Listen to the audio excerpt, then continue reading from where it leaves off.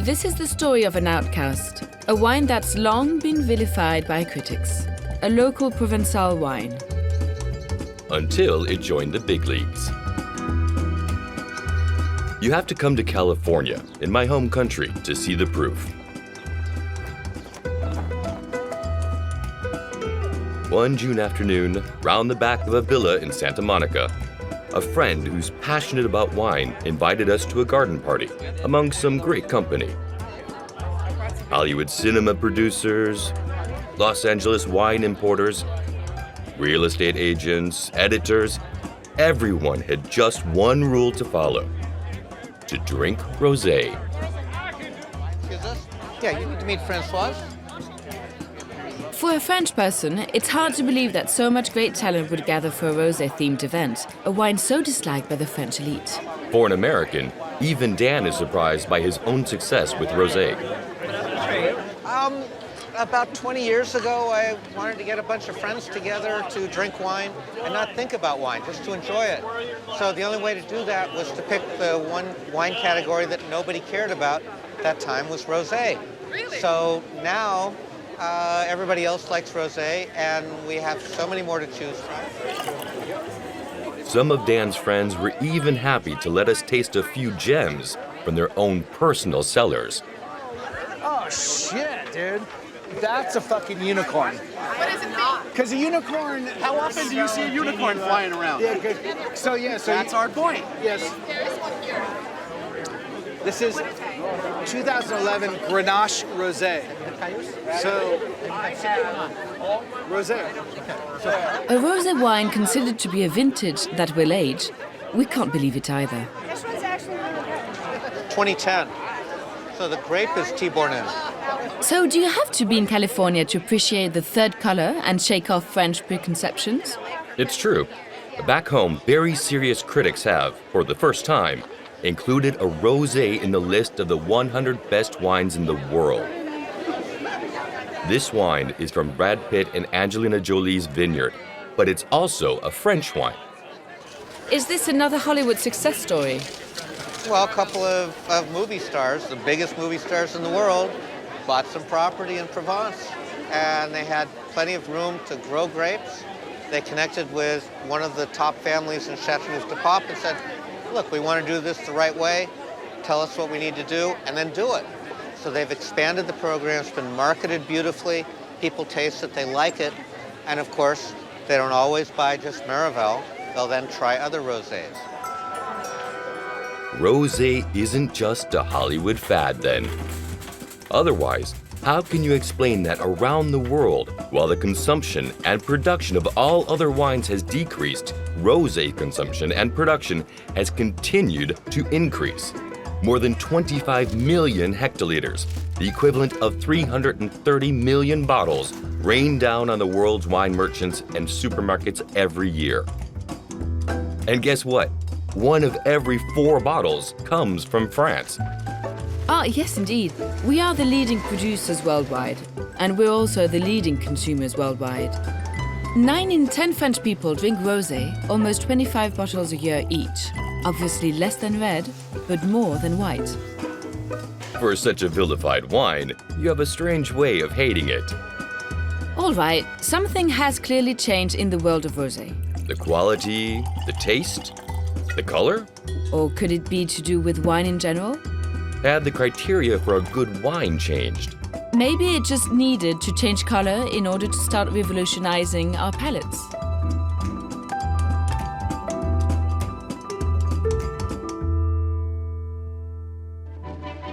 Off we jolly well go. It's the first joy that the vacations bring to city dwellers, confined year-round to their daily chores, worries, and habits. Vacations. You're the ones who invented them in a way. But let us come back to the origins of rosé. You're saying it was invented in Provence because of the vacations? So with the introduction of paid vacation leave in 1936, many French people traveled to the Mediterranean and discovered the delights of the sea and the local rosé wine. Once back home, those living in Paris, Lyon or other cities started asking for it in their local bars. But back then, wines didn't travel well, unless they had a hefty dose of sulfites, which can cause memorable migraines. Despite advances in enology, this unfavorable reputation has lasted for many years, hasn't it? It has so in the 80s, when Françoise Rigord, a former press secretary for the billionaire Onassis, took a fancy to her new husband's vineyard, she had to find a strategy to revolutionize people's ideas about rosé. Rosé didn't have an upmarket image. It was just a little colored wine. When they harvested the grapes, they'd use the rotten grapes for rosé. That was the Provençal mentality. Rosé was made with rotten grapes. In 1987, Françoise and a dozen of her wine-loving friends adopted an American's idea. Ah, yet another fellow countryman in the story? It was an American who came up with the idea, the Route du Rhum sailing race. Why not? Why don't we do the Route du Rosé? Each rosé producer paid 50,000 francs and had their bottles carried by sailboats from Saint-Tropez to hotels in St. Bart's. I think it's had a huge influence on the American rosé market. So we, U.S. consumers, already had a head start over the French when it came to testing vintage rosés? No one took us seriously at all.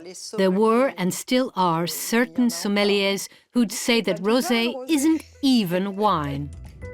While rosé became a standard commodity around the world, and even in France, following the Provençal model, all the other regions of France began increasing production. But new preconceptions came along. Rosé would be a mix of white and red wine. Yet this practice is completely forbidden in Europe. It's a wine for women and young people, and yet men were drinking it too. Or it's a cheap and cheerful summer drink to be drunk chilled, despite its optimum tasting temperature being between 8 and 14 degrees. Much like Françoise, many producers are fighting to have their rosé accepted into the family of great wines. For example, Audrey Bacchino, 34, the fifth generation of a family and the first female wine grower to run her family's 50-hectare wine estate. So, Audrey, is rosé a real wine? If you look at the vineyard, whether you're producing red, rosé or white, the work is the same. The aim is to have healthy vines and the highest quality grapes possible. And even during the winemaking process and in the cellars, I'd say that not only is it a real wine, but it's actually difficult to make. Of the three colors, it's the hardest to make. Why not just mix some white wine and red wine? No, remember, that method is completely forbidden in Europe. Many wonder where the color of rosé wines comes from. The grapes aren't pink to start with. Rosé is made partly from white grape varieties, 20% maximum, and then mainly red grapes. In Provence, you'd use a Cinsault, Syrah, or Grenache variety. See? Black skin and white pulp. Even if you press the grapes hard, the juice will still be white. It only gains color upon contact with the skin, as it softens for several hours, until it turns pink. And if you don't take the dark skins out of the press, the juice would just turn red, as it does with red wine. So, the process for making rosé is very different from other wines. But can it be one of the greats?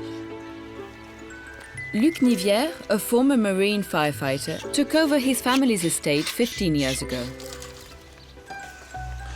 What even makes a great wine? What does a great wine even mean? Do you compare it with the great reds, or? Is it a hefty price tag? Is it financial? If it's expensive, does that mean it's a great wine? It's possible. Some people in Provence sell rosé at very expensive prices. But no, the crucial thing is that it's a real wine. It's a good quality wine. That's all. Ah, quality. That's the key word. If we look at certain technical criteria that apply to wine, rosé has more or less the same alcohol, sugar, and sulfite content. According to Luc, the key differences come at the blending stage in midwinter, when it gets its taste and color. For this phase of the process, Luc has sought the expertise of an enologist, as well as his 2 farm workers, and the expert advice of his wife. When we do the blends, it's like our baby. We always have a dilemma between the product that we like and the product that the average customer will like. We're professionals. We have our own tastes.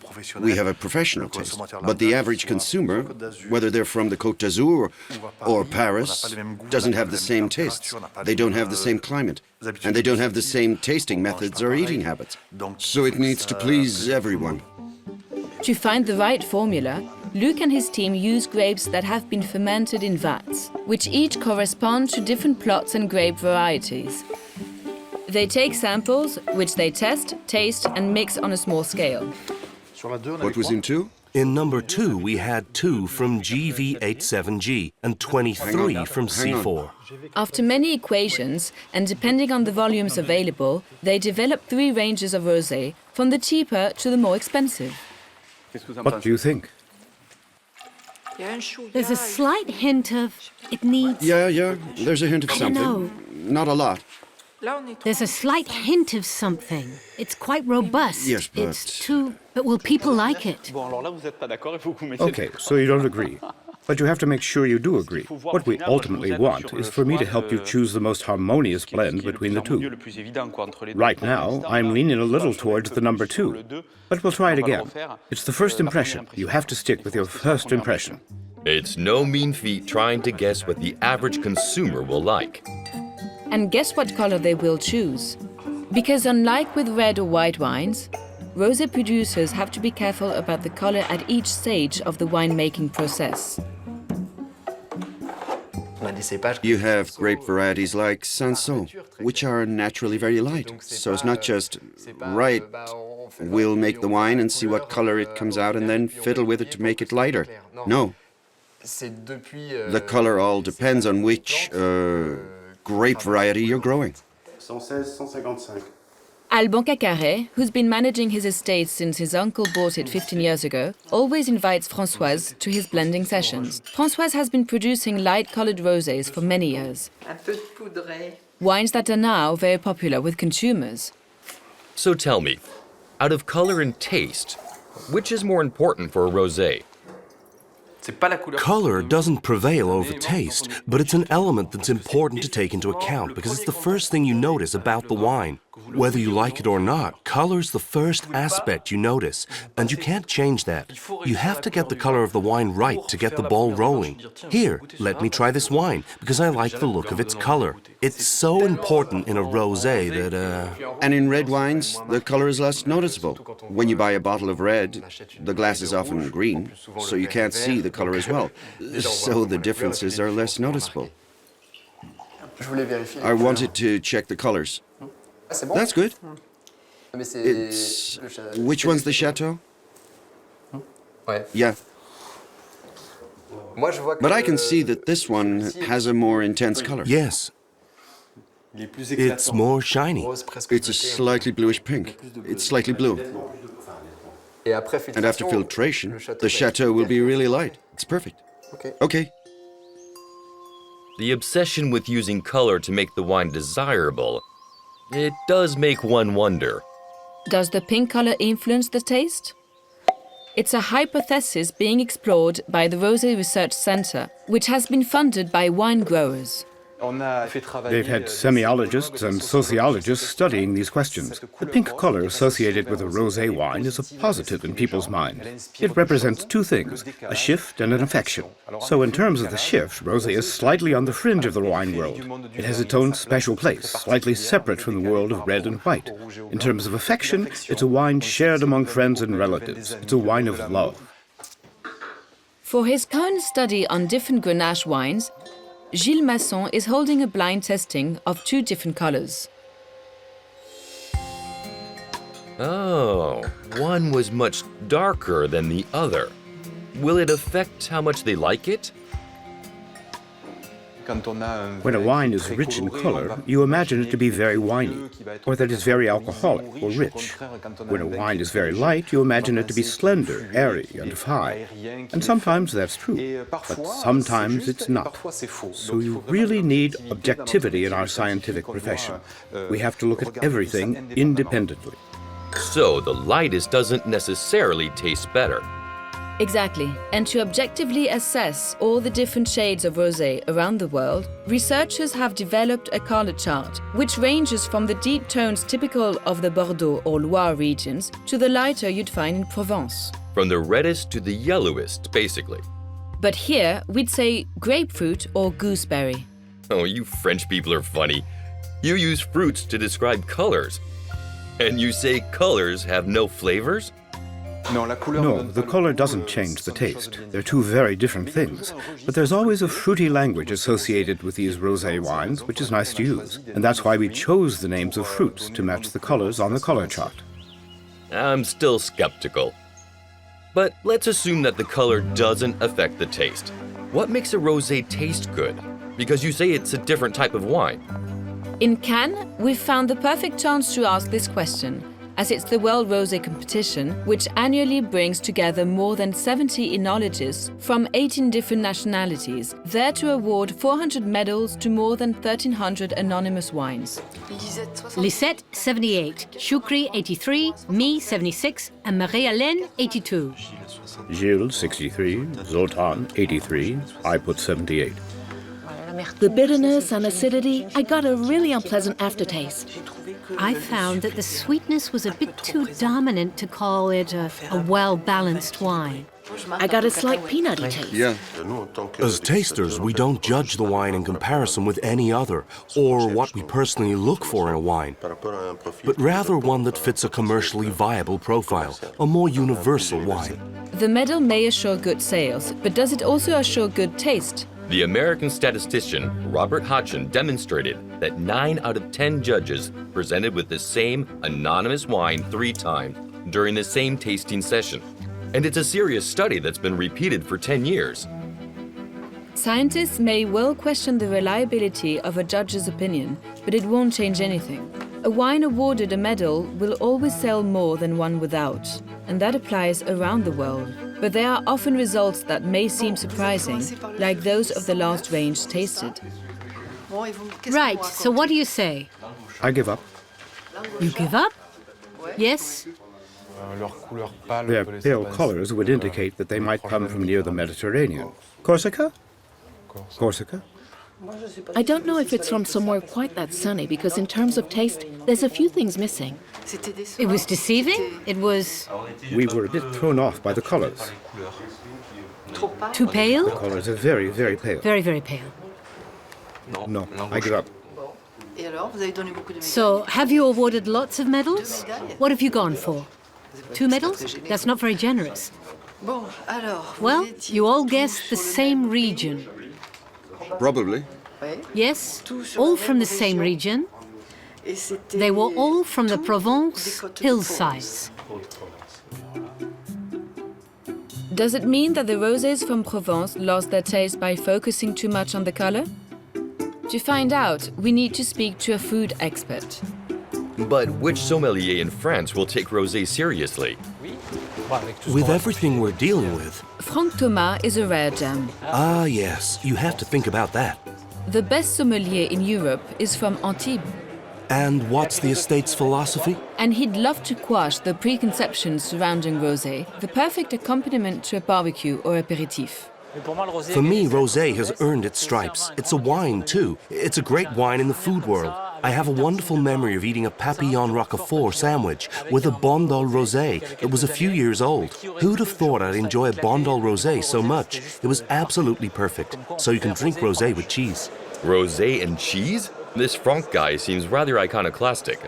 Well, yes and no, as having caught wind of certain food experts' enjoyment of rosé, a Brittany retail chain has asked him to choose the best of the 120 vintages presented that day.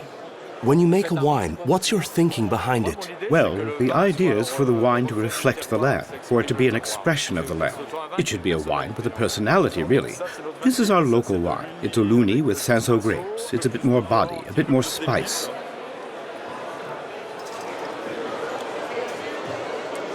It's not open. Still, I wonder if they're possibly a bit too cold at the moment. That's okay. It's more open, more aromatic, more elegant. Grenache, Cinsault, and Syrah. It's more feminine. It's easy. It's slightly acidic. It's a little thirst-quenching rosé. It's very popular. This is where it's important not to always follow the market's response. If the client wants a techno rosé, they don't necessarily need us. What I mean is they can go alone, buy their rosé, and that's it. What do you call a techno rosé? A techno rosé is one that you open. It's one that smells of sweets. It's a rosé that smells like a bottle of perfume. It smells more of perfume than wine. When it comes to wine aromas, it's funny, but sometimes you have to say that it smells of grapes. It's silly, but it works. Are there many techno rosés? There are a few. Yeah? There are a few. Here there are examples of every possible type. So there are some really commercial rosés. There are rosés that are very much local wines, and there are others that fall somewhere between the two. And we're just trying to find ones we like. And is a techno rosé commercial or not? It's getting there, yes. If you had to compare it, it's a bit like industrial food. A food without soul. Today, Audrey, Françoise, and Luc have all introduced their latest vintages. But buried among the masses, our sommelier didn't even notice them. Or maybe Frank's price was too low for a great wine.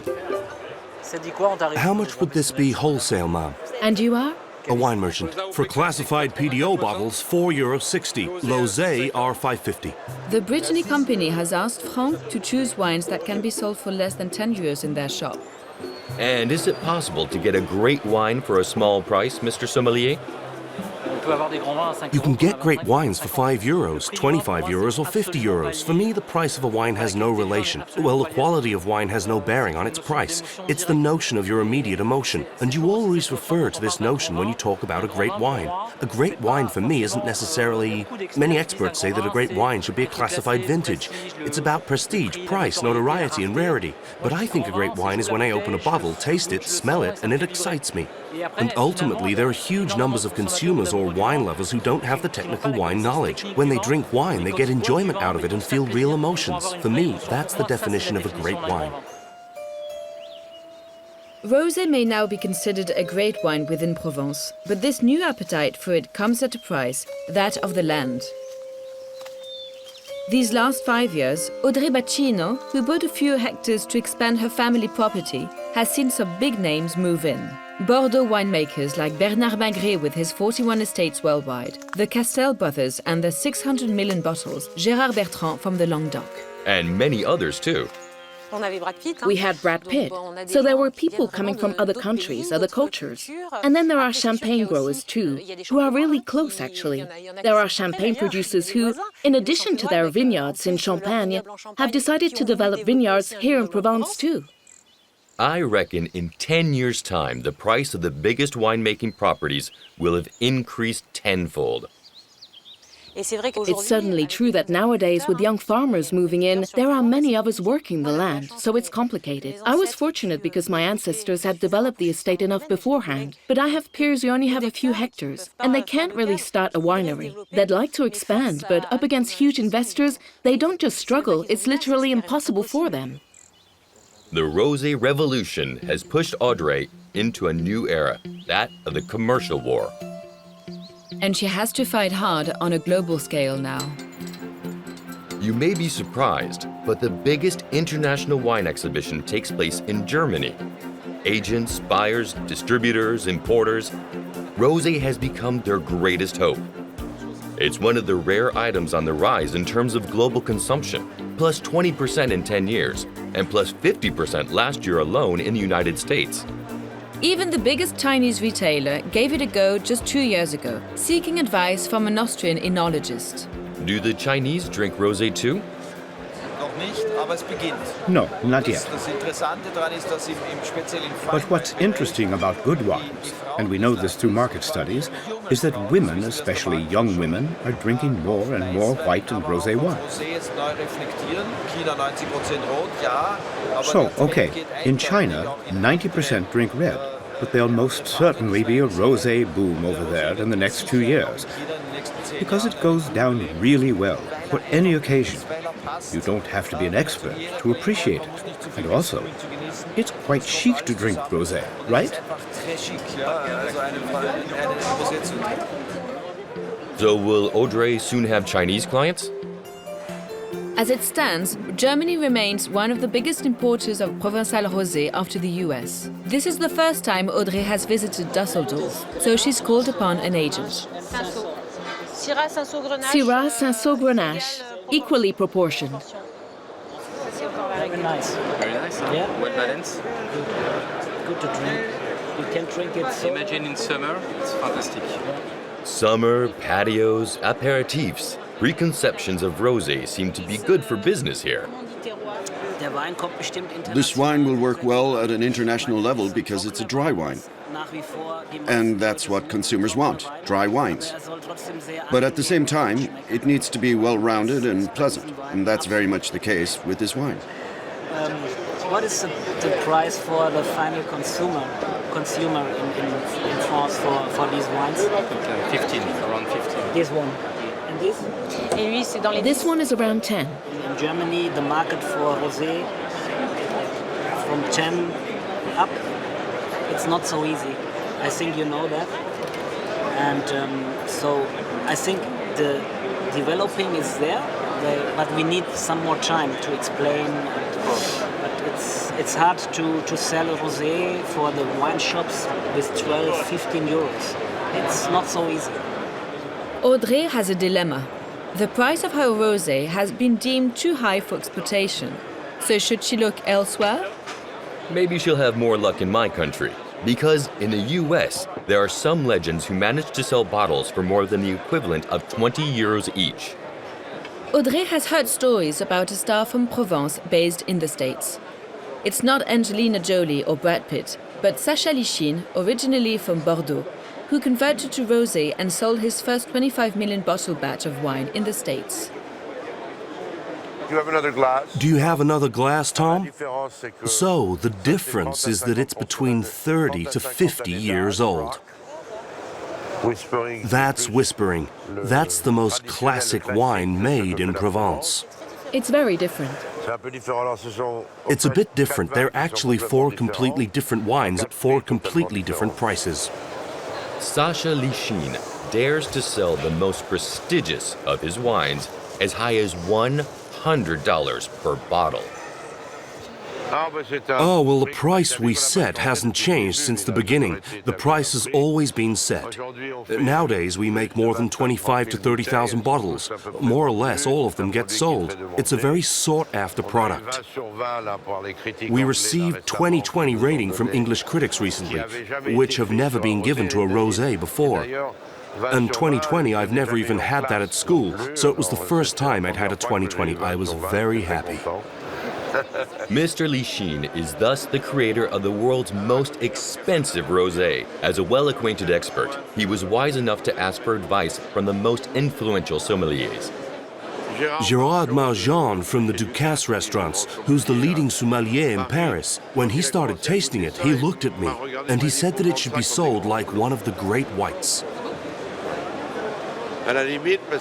He explained to me that people were used to paying quite considerable sums for a bottle of Montfauchet, or Chazagne, or Coton Charlemagne. Well, for a great white. So he said I needed to sell it like a great white, and that it should be as pale as possible, with a slight hint of color, and at least make sure sommeliers remember it. But you know, for sommeliers, rosé isn't a real wine to them. They laugh in your face. Even today, in Bordeaux, there are oenologists who come to Provence to make white or red and refuse to make rosé because they say it's the Coca-Cola of wine. But I just reckon they don't know how to make it. That's likely it. Ah, we've been told that the color doesn't affect the taste, but it might affect the price, however. Perhaps we should come back to this question of color and put it to a few independent scientists. Just a little side note. You should try to avoid over-categorizing it before you describe it. Your brain is... Yes, sometimes it plays tricks. Each year, at the School of Wine, a sensory analysis researcher uses his students as guinea pigs. without telling them anything in advance? Here, I'll serve you a little taste. It's part of the process of learning about wine and the technical oenology diploma. This is their first rosé tasting session. So we're all going to compile a little list of descriptions. So who's going first? Grapefruit. Grapefruit. Wild strawberries. Exotic fruits. Exotic fruits, exotic fruits. Haribo strawberries. Haribo strawberries. Is it a grenadine syrup taste, for example? No. No? So I'll put Haribo strawberries. Third tasting, this time a white. Citrus fruits, lemon. Lime or lemon? Lime. Lime. Haribo banana? She tastes Haribo banana. He's getting unripe melons. You're tyrants. Jordi Ballester actually tricked his students. He gave them two versions of the same white wine. But he added a no-de-less, neutral pink coloring to the first one. Nobody spotted the deception. And so, the pink color did solicit some unusual descriptors for a white wine. Sight, as I've told you, works at the speed of light, and it's processed very, very quickly by your brain.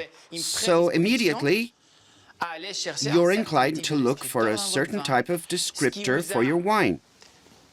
And that's what's made you think of wild strawberries, Haribo strawberries, maybe even raspberries. That was it. What really shocked me was the tasting, where I had completely different sensations upon actually tasting it. And I was surprised because ultimately, like you say, you could taste the bitterness. But it's funny because there was one with a short finish. The brain is slightly trained. We're completely tricked because we were suggesting grapefruit and red berries. And it's true that normally in a wine you'd either get red berries or citrus fruits, but not together. He tricked us good and proper. So, the student's sense of sight resulted in different impressions about the very same wine. Now we've looked at color, let's see what influence price has.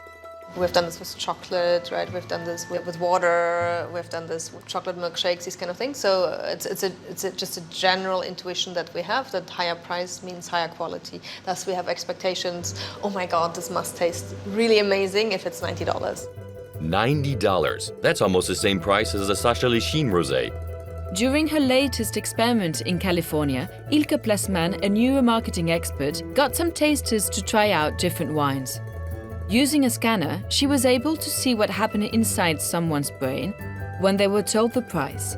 Unbeknownst to them, the $90 wine was the same as the $10 wine.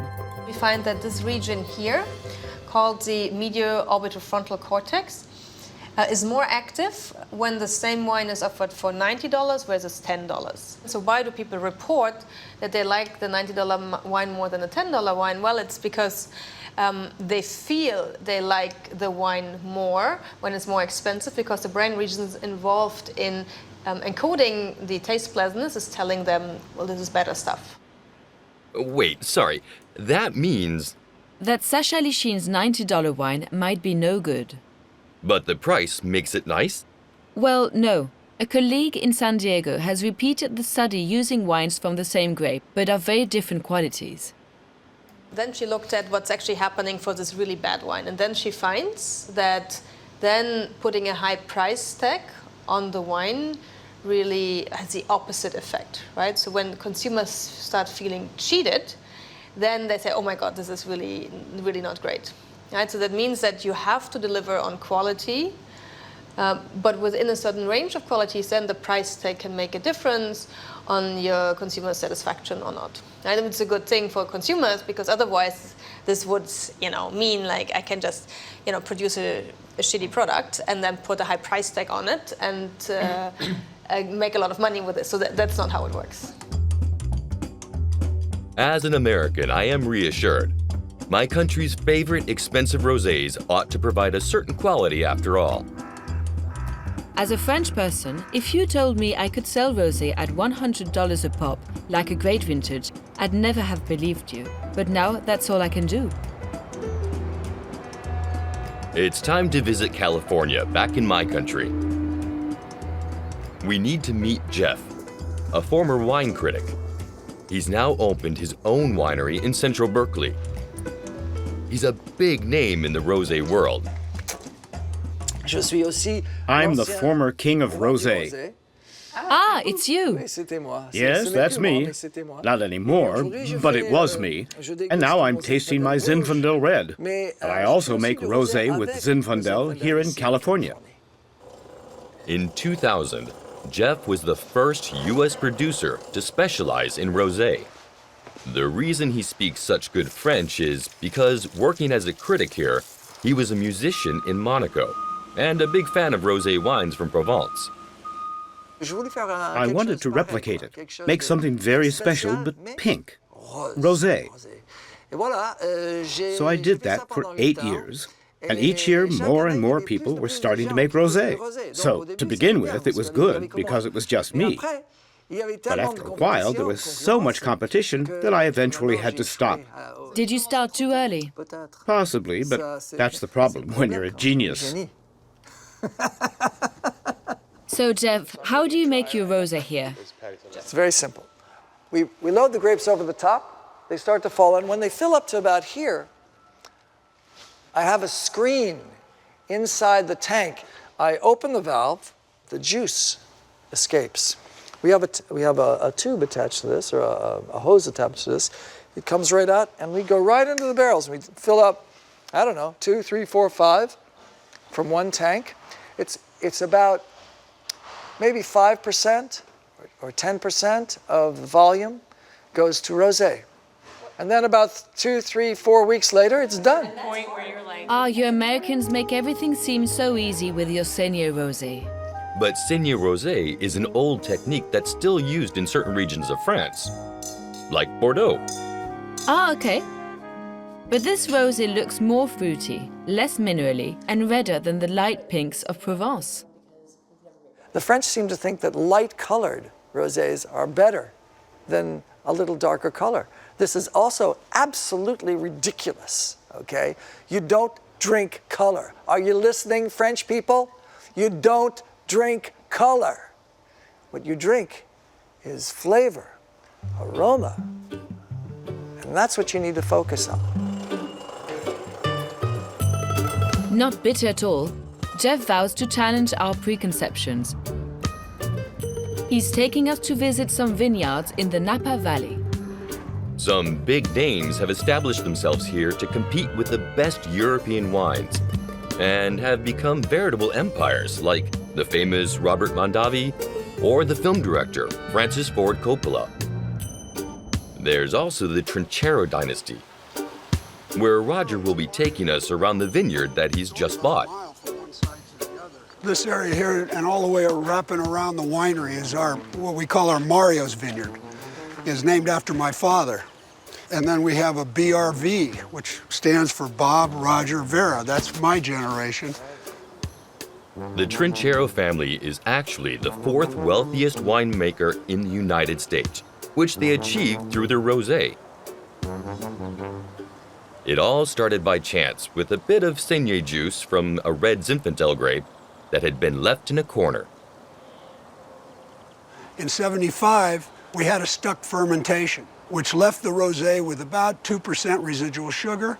We had this slightly sweet, pinkish wine. We produced it. We weren't going to throw it away. We put it out there. We said, it tastes pretty good. Let's try it. It snowballed. We sold out just almost immediately, and suddenly the demand was our wholesalers, our retailers, our customers. They were saying, you got to produce more. And we started doubling our production every year. And then by the mid-1987s, we were producing well over 3 million cases of white Zinfandel. And this started from initial 72, we produced about 250 cases. Certainly, when you started making white Zin, the American public was very fond of sweet things. You know, I mean, we did invent Coca-Cola. And the Trinchero family stumbled onto this, and really, they were right there where the American public wanted them to be. I think that in the United States, not a single family won't have heard of Roger's super sweet, low-range rosé wine, though wine critics don't want to hear about it. Even if demand has slowed down, they still sell 20 million bottles per year. And since then, Roger has successfully adapted his lineup to our changing palates. Unlike White Zinfandel, which was sort of serendipity, these were planned, you know, because we do a lot of research. We see where the markets are going. We see that certain people like French rosés, so we have a French rosé. Certain people like Central Coast rosés. We have a Central Coast rosé. A lot of people like rosés from South America. Jeff confirms that in Napa Valley, more and more great empires are falling in love with rosé. Even Mrs. Genevieve, the head enologist for the Mondavi Group, has started setting aside a certain percentage of her famous barrels of red for a Saignée Rosé. She needs to make sure the 150,000 tourists each year leave with a little taste of rosé for the summer. Rosé is something special that we wanted to personally offer to customers who came down to see the cellars, so that they know when they come here that they're getting something special, rosé. So it's a rosé wine made specially for visiting customers? Yes. It's not something you'd sell or might bring you even further success? No, not at all. It's the customers who belong to our club. And our club customers and customers who come here for a good time to refresh themselves and relax on vacation. I feel like between an easy wine and a serious wine, the French distinction means very little here. Rosé is about relaxing. Indeed. In California, we are experts in relaxing, and so are our sommeliers. Meanwhile, back in France, many of our biggest restaurants still don't feature any rosés on their menu. That doesn't make any sense to me. They're missing out because food is always evolving and wines are always evolving, and rosé is so versatile. Our other restaurant is a Michelin restaurant, and we have rosé. We pour rosé at it. And Shelley was voted the best sommelier in the United States last year. I can't resist. Could a hamburger be well matched with a rosé? I think so. I think absolutely. It's refreshing too, because they can get, especially the kind that some people like to eat, they get really messy and juicy. And I like, I'm kind of a salad girl, so I like all the veggie stuff on top of a hamburger. And I think that's even better with rosé when you kind of lighten it up a little bit. We'll now finish with the sacrosanct culture of serious wines, which is perhaps what enabled Frenchman Sacha Lichine to flood the market. In fact, Sacha Lichine used other assets. Lauren Bonner, a 23-year-old model and training actress, came to try her luck in LA. How are you guys doing? Tell me a little bit about your brand. I love your shirt. It's really cool. And I saw pink and immediately I was like, I gotta go see that. This is so great. He's really just about outgoing and having a fun environment and education. Yeah, we're gonna go to this bar in just a little bit and you should come have some rosé. Come have some rosé in the back bar if you have a chance back here. Definitely. Yeah. So it's from Provence, the south of France, right near Saint-Tropez. It's the leading premium rosé in America, right? And today is National Rosé Day, so I think we should all celebrate. So rosé all day. Obviously, National Rosé Day is not a national holiday in the U.S. Rosé is a new champagne. Oh, and today is International Rosé Day, so we have to celebrate rosé all day. It's purely a marketing technique invented by importer Sacha Lichine. It's not champagne. As much as I love champagne, it's not. Rosé. She did have to give me the difference. She educated me for sure. With the rosé, so on 3, 1, 2, 3. Nice. Now, this is how us millennials communicate. It's all we do is our phone, our Snapchat. So it seems that attracting millennials by using social networks helps reach a wider audience and even certain celebrities? It seems to be a very cost-effective strategy in the States. But the greatest wine critics won't be swayed by a few hashtags here and there. At Wine Spectator, one of the magazines that's capable of making or breaking the reputation of a wine around the world, Kim Marcus is responsible for the revolution happening before our eyes. I rated the Chateau Miraval Rosé in 2013. It got 90 points. a very, very good showing for Provence, and it had a lot of production. 15,000 cases imported into the United States, which is very significant. And it also had some star power, you know. Brad Pitt, Angelina Jolie, and it just jumped out. And we rated it, it was number 84 on our top 100 list that year. And I believe it was our first table rosé. We've had rosé champagnes that rated very well, but this was the first rosé table wine that rated that highly to get onto our list. The media attention was more because it was celebrity. Yes, especially for the Miraval. But it was also nice that it was a rosé. I mean, it really combined two things, the increasing quality of rosé, the explosive popularity of rosé in the United States. I mean, it's everywhere now. You can't, I think people, you know, just for casual drinking may more and more go to rosé than white wines even. But, you know, the combination of the quality of the wine, the celebrity, you know, that was just a magic formula for the big boom. Ever since, Kim and his publication have given great commendations to other rosés from California, Italy, and France. They seem to be supporting the popular movement surrounding rosé, unless it's just a case of good marketing strategies. In any case, this year, Sacha Lachin's prestigious wine received a score of 91 out of 100. Meanwhile, 25 million bottles of his slightly lower range wine, scoring 90 out of 100, are also being sold. I now better understand why estates in France like that of Alban are trying to export to the American market. But we shouldn't forget that rosé isn't all about market shares. And nature plays tricks that the market can't foresee. There are buds already swelling like this little one. It's solid to the end, right to the end. It's still full of sap, it's all been frozen, and it's destroyed all the pulp. It's quite catastrophic. We have almost 10 hectares belonging to one tenant that have been completely destroyed. Yeah, completely. In just one spring night, the frost has ruined almost 80% of the harvest. It's a phenomenon that winemakers experience every 15 years or so. So Alban Rosé might be more expensive this year? It's like a vintage effect, depending on if you have a good or bad year. When it comes to rosé, that's definitely not the case. It's completely crazy, but consumers don't accept it. And you can clearly tell the difference from one vintage to another. There's less of a connection with the land and the vine in the mind of a rosé drinker. Because, as we've been saying, it's a party wine, a wine you take less seriously.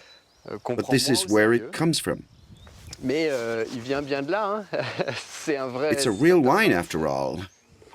So how can you make sure you don't disappoint your customers if you can't always produce enough wine? The Paracel estate has let us in on one of its secrets.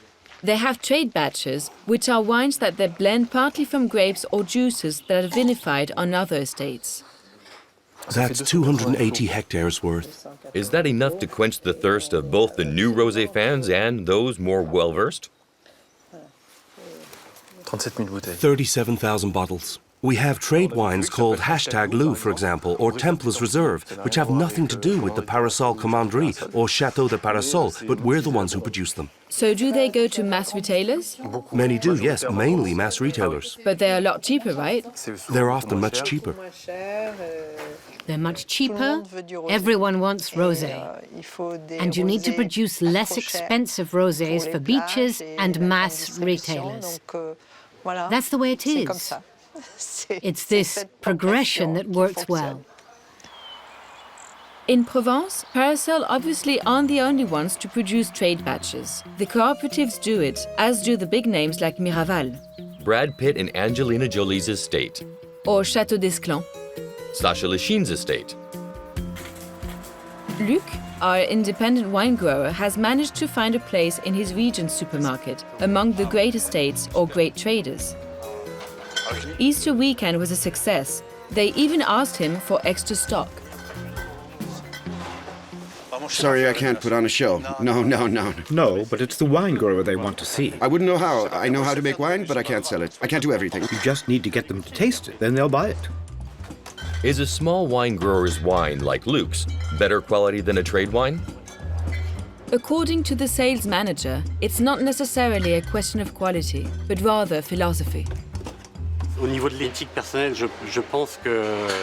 terms of personal ethics, I think it's very important to have agriculture or viticulture that's sustainable on a local level, and that the wine grower themselves puts their heart and soul into the wine and gives it everything they can.